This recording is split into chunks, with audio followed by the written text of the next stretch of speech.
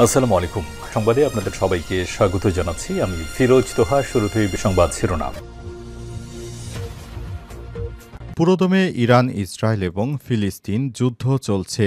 আর এই মুহূর্তে আমাদের হাতে এসছে যুদ্ধের ভয়ঙ্কর কিছু গুরুত্বপূর্ণ আপডেট সংবাদ। শুরুতেই জানাবো, গাজায় জাতিগত নিধনের যে ৫ পরিকল্পনা বাস্তবায়ন করছে দখলদার ইসরায়েলি বাহিনী। পুরো গাজা উপত্যকাকে ধ্বংস এবং সেখানে ফিলিস্তিনিদের নিধন করার জন্য ইসরায়েলের প্রকাশিত ৫ পর্যায়ের পরিকল্পনা আধুনিক গণহত্যার এক মর্মান্তিক চিত্র তুলে ধরে মূলত মিডিয়া নিরাপত্তা এবং পশ্চিমা শক্তির কূটনৈতিক চালের আড়ালে সংগঠিত হচ্ছে এমনই ভয়াবহ অপরাধ। এ বিষয়ে গুরুত্বপূর্ণ সংবাদ জানাবো, সঙ্গেই থাকুন। এরপর জানাবো, একঘরে হচ্ছে যুক্তরাষ্ট্র। মার্কিন প্রেসিডেন্ট ডোনাল্ড ট্রাম্পের শুল্ক যুদ্ধ, বাণিজ্য এবং লেনদেনে ডলারের আধিপত্য হ্রাসের প্রক্রিয়াকে ত্বরান্বিত করতে পারে বলে মন্তব্য করেছেন জেং রুনিও নামে এক চীনা বিশেষজ্ঞ। এতে ডলারের আধিপত্য হারিয়ে যুক্তরাষ্ট্র একঘরে হচ্ছে। এদিকে গাজার যুদ্ধাহত শিশুর ছবি বিশ্বসেরা। বর্বর ইসরায়েলের চরম নির্মমতার শিকার গাজার ২ হাত হারানো যুদ্ধাহত এক শিশুর হৃদয়বিদারক ছবি এবার world press photo of the year ২০২৫ নির্বাচিত হয়েছে। আজ বিবিসির এক প্রতিবেদনে এই তথ্য জানানো হয়েছে। এবারে জানাবো, বিশ্বে পূর্ব শত্রুদের মিত্রে পরিণত হওয়ার অনেক উদাহরণ রয়েছে। অন্তর্বর্তীকালীন সরকারের প্রো বাংলাদেশপন্থী পররাষ্ট্রনীতি গ্রহণ করেছে দাবি করে প্রধান উপদেষ্টার প্রেস সচিব আবুল কালাম আজাদ মজুমদার বলেছেন, বিশ্বে পূর্ব শত্রুদের মিত্রে পরিণত হওয়ার অনেক উদাহরণ রয়েছে। সুতরাং পাকিস্তানের সঙ্গেও বাংলাদেশের সম্পর্ক এমনটা, আগে শত্রু ছিল, এখন তারা বন্ধুও হতে পারে। এবং সর্বশেষ জানাবো, বৈষম্যবিরোধী ছাত্রদের উপর ছাত্রদলের হামলা, পাল্টাপাল্টি বিক্ষোভ সমাবেশ। চট্টগ্রামে বৈষম্যবিরোধী ছাত্র আন্দোলনের নেতাকর্মীদের উপর ছাত্রদলের হামলার ঘটনায় পাল্টাপাল্টি বিক্ষোভ মিছিল হয়েছে আজ। চট্টগ্রাম প্রেস ক্লাবের সামনে বৈষম্যবিরোধী ছাত্র আন্দোলনের নেতারা বিক্ষোভ মিছিল করেছেন। আর ছাত্রদল আকবর শাহ থানা, বিএনপি এবং তার অঙ্গ সংগঠনের কর্নেলহাট এলাকায় বিক্ষোভ মিছিল করেছে। প্রিয় দর্শক, এতক্ষণ শুনছিলেন সংবাদ শিরোনাম, এবারে বিস্তারিত।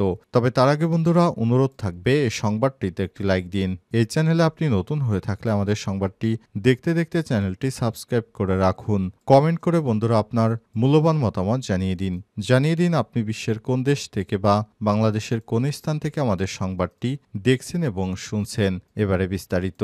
আর বন্ধুরা, গাজা যুদ্ধে আপনি যদি নিরীহ ফিলিস্তিনিদের ভালোবেসে থাকেন, কমেন্টে ইয়েস লিখে বিশ্ববাসীকে জানিয়ে দিন। আর এই সংবাদটি আপনার সোশ্যাল মিডিয়া, ফেসবুকে বন্ধুদের মাঝেও শেয়ার করে দিন, যাতে করে তারাও আমাদের এই লেটেস্ট আপডেট সংবাদগুলো জানতে পারে। গাজায় জাতিগত নিধনের যে ৫ পরিকল্পনা বাস্তবায়ন করেছে ইসরায়েল, পুরো গাজা উপত্যকা ধ্বংস এবং সেখানে ফিলিস্তিনিদের নিধন করার জন্য ইসরায়েলের প্রকাশিত ৫ পর্যায়ের পরিকল্পনা আধুনিক গণহত্যার এক মর্মান্তিক চিত্র তুলে ধরে মূলত মিডিয়ার নিরাপত্তা এবং পশ্চিমা শক্তির কূটনৈতিক চালের আড়ালে সংঘটিত হচ্ছে এমনই ভয়াবহ অপরাধ। সম্প্রতি ব্রিটিশ সংবাদ মাধ্যম মিডল ইস্ট আই গাজা উপত্যকায় ইসরায়েলির শাসক গোষ্ঠীর অপরাধযজ্ঞের কথা উল্লেখ করে একটি প্রতিবেদন প্রকাশ করেছে। এতে গাজার ফিলিস্তিনিদের বিতাড়িত করার জন্য একটি অবৈধ রাষ্ট্র প্রতিষ্ঠার স্বপ্ন বাস্তবায়নের জন্য ইসরায়েলের ৫ পর্যায়ের পরিকল্পনা নিয়ে আলোচনা করেছে। ব্রিটিশ সংবাদ মাধ্যমটির মতে, ইহুদি ইসরায়েলের সরকার ফিলিস্তিনিদের বিতাড়িত করা এবং তাদের দীর্ঘদিনের স্বপ্ন বাস্তবায়নের জন্য একটি দীর্ঘস্থায়ী পরিকল্পনা বাস্তবায়ন করতে চাইছে। এসবের মধ্যে একটি পরিকল্পনা হচ্ছে গণমাধ্যমে মুখ বন্ধ করা, হত্যা, দুর্ভিক্ষ পরিস্থিতি সৃষ্টি করা এবং আন্তর্জাতিক কূটনৈতিক সমর্থন অর্জন করা। মিডল ইস্ট আই বলছে, ২০২৩ সালের ৭ অক্টোবর গাজায় আগ্রাসন শুরু হওয়ার পর থেকে ইসরায়েলি বারবার গাজাকে ফিলিস্তিনি জনগোষ্ঠী শূন্য করার তাদের ইচ্ছার কথা ঘোষণা করেছে। তবে বেশিরভাগ সময় ইসরায়েলি নেতারা জাতিগত নির্মূলের এই কর্মসূচির কথা স্পষ্টভাবে বলা থেকে বিরত থেকেছে। এখন যেহেতু ইসরায়েলের সরকার এই চূড়ান্ত লক্ষ্য বাস্তবায়নে পৌঁছতে চায়, তাই এই প্রকল্পের পর্যায়গুলো পরীক্ষা করা তাদের জন্য খুবই গুরুত্বপূর্ণ বলে মনে করছেন তারা। নিচে সেই 5টি পরিকল্পনা বর্ণনা তুলে ধরা হয়েছে।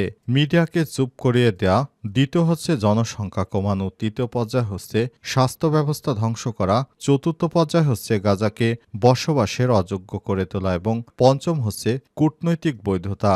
ইসরায়েল আশা করে যে তারা কূটনৈতিকভাবে গাজাকে ধ্বংস করার জন্য বৈধতা পাবে। একঘরে হচ্ছে যুক্তরাষ্ট্র। মার্কিন প্রেসিডেন্ট ডোনাল্ড ট্রাম্পের শুল্কযুদ্ধ বাণিজ্য লেনদেনে ডলারের আধিপত্য হ্রাসের প্রতিক্রিয়াকে ত্বরান্বিত করতে পারে বলে মন্তব্য করেছেন জেং রুনিও নামে এক চীনা বিশেষজ্ঞ। সাংহাইয়ের ইস্ট চায়না নর্মাল ইউনিভার্সিটির সেন্টার ফর রাশিয়া স্টাডিজের এই বিশেষজ্ঞ তার এক বিশ্লেষণে বলেছে, মার্কিন শুল্ক বিশ্বব্যাপী রিজার্ভ মুদ্রা হিসেবে মার্কিন ডলারের অবস্থানকে দুর্বল করবে এবং ডলারের আধিপত্য হ্রাসের প্রক্রিয়াকে ত্বরান্বিত করবে। সম্প্রতি ট্রাম্প নতুন শুল্ক আরোপের ঘোষণা দিয়ে বিশ্বজুড়ে বিভিন্ন দেশের বিরুদ্ধে একটি বিস্তৃত বাণিজ্য যুদ্ধ শুরু করেছেন। পরে আবার তিনি তা 90 দিনের জন্য স্থগিত করেছেন। তবে চীনের বিরুদ্ধে শুল্ক আরও ব্যাপক আকারে চাপিয়ে সেই যুদ্ধের উত্তেজনা অব্যাহত রাখেন। রুনিউর মতে শুল্কযুদ্ধ জোরদার হওয়ার প্রেক্ষাপটে মার্কিন ডলারের আধিপত্য নিয়ে উদ্বিগ্ন দেশগুলোর জন্য ঐক্য জোরদারের সুযোগ তৈরি হয়েছে। এসব দেশ ডলারের আধিপত্য কমাতে কার্যকরী পদক্ষেপ নিতে সক্ষম হবে। এই পর্যায়ে তারা যুক্তরাষ্ট্রকে একঘরে করে রাখতে পারবে, এমনটাই তারা মনে করছে। আগামীতে যুক্তরাষ্ট্র আর বিশ্ব নেতৃত্ব দিতে পারবে না। চীনের পক্ষ থেকে এ ধরনের পদক্ষেপ নিয়ে কাজ করা হচ্ছে। খুব শীঘ্রই তারা মার্কিন ডলারের আধিপত্য হারিয়ে যাবে এবং যুক্তরাষ্ট্র চলে যাবে অতল গহ্বরে। গাজা যুদ্ধাহত শিশুর ছবি বিশ্বসেরা। বর্বর ইসরায়েলের চরম নির্মমতার শিকার গাজার 2 হাত হারানো যুদ্ধাহত এক শিশুর হৃদয়বিদারক ছবি এবার world press photo of the year 2025 নির্বাচিত হয়েছে। আজ বিবিসির এক প্রতিবেদনে এই তথ্য জানানো হয়েছে। নিউ ইয়র্ক টাইমসে প্রকাশিত এই ছবিটি তুলেছেন জাতিসংঘের ফটো সাংবাদিক সামার আবু এল। ছবিটি 9 বছর বয়সী মাহমুদ আজুজের। সে 2024 সালের মার্চে গাজা সিটিতে ইসরায়েলের বিমান হামলায় 2 হাত হারিয়েছে।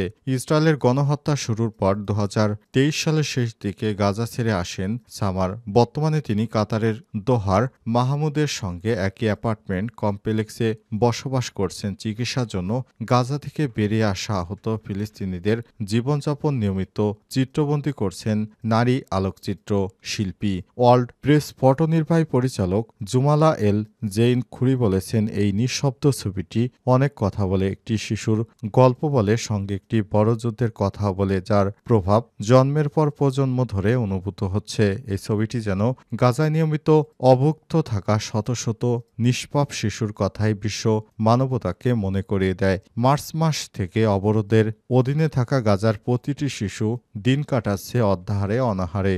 স্থানীয় এনজিওগুলো এরই মধ্যে সতর্ক করে দিয়েছে, গাজায় অপুষ্টি বাড়ার সঙ্গে সঙ্গে খাদ্যের মজুতও কমে যাচ্ছে। জাতিসংঘের মানবাধিকার বিষয়ক সমন্বয়ক অফিস এই হামলা শুরুর পর থেকে 18 মাসের মধ্যে এই সময়কে সবচেয়ে বেশি খারাপ মানবিক সংকট হিসেবে অভিহিত করেছে।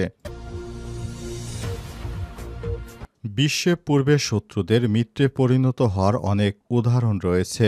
অন্তর্বর্তীকালীন সরকারের প্রো বাংলাদেশপন্থী পররাষ্ট্রনীতি গ্রহণ করে সে দাবি করেছে প্রধান উপদেষ্টার উপপেশ সচিব আবুল কালাম আজাদ মজুমদার।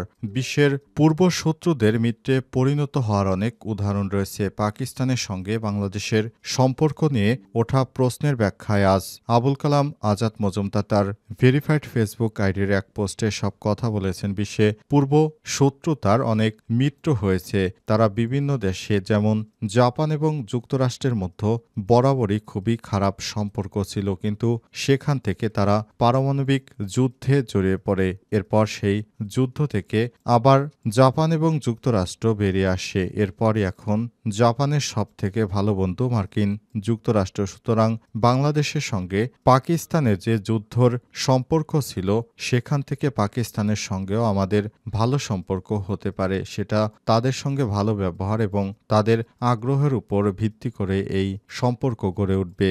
উল্লেখ্য, বাংলাদেশে পাকিস্তানের পররাষ্ট্র সচিব সফরে এসেছেন। বাংলাদেশের পররাষ্ট্র সচিব জসিমউদ্দিনের সঙ্গে তিনি বিভিন্ন বাণিজ্য চুক্তি করেছেন এবং বাংলাদেশ ও পাকিস্তানের মধ্যে দ্বিপক্ষীয় অনেকগুলো বৈঠক সম্পন্ন হয়েছে। সেখানে আমিনা বালুচ বাংলাদেশকে একটি ভালো বন্ধু হিসেবে আখ্যায়িত করেছেন। পররাষ্ট্র সচিবের পক্ষ থেকে 1971 সালে বাংলাদেশে পাকিস্তানি হানাদার বাহিনী যুদ্ধ করার জন্য পাকিস্তানকে ক্ষমা চাওয়ার আহ্বান জানানো হয়েছে। পাশাপাশি পাকিস্তান তৎকালীন সময়ে বাংলাদেশ থেকে $4.32 বিলিয়ন বাংলাদেশ থেকে অর্থ সম্পদ নিয়ে গেছে। সেই সম্পদের ক্ষতিপূরণ চেয়েছে, কিন্তু পাকিস্তানের পক্ষ থেকে বিষয়টি কৌশলে এড়িয়ে গিয়ে তারা সম্পর্ক জোরদারের বিষয়ে বিভিন্ন প্রতিশ্রুতি দিয়েছে বলে জানা গেছে।